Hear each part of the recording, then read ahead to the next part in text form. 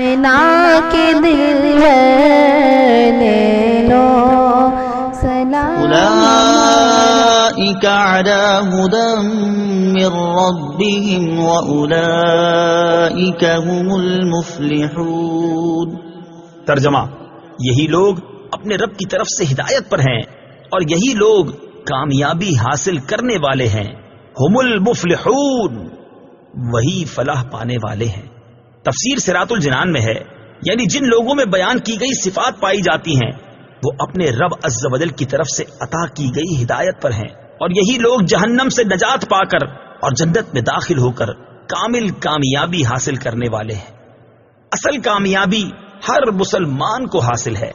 یاد رہے کہ اس آیت میں فلاح سے مراد کامل فلاح ہے، یعنی کامل کامیابی متقین ہی کو حاصل ہے۔ ہاں، اصل فلاح ہر مسلمان کو حاصل ہے، اگرچہ وہ کتنا ہی گناہگار کیوں نہ ہو، کیونکہ ایمان بذات خود بہت بڑی کامیابی ہے، جس کی برکت سے بہرحال جنت کا داخلہ ضرور ہوگا، اگرچہ عذاب نار کے بعد ہو۔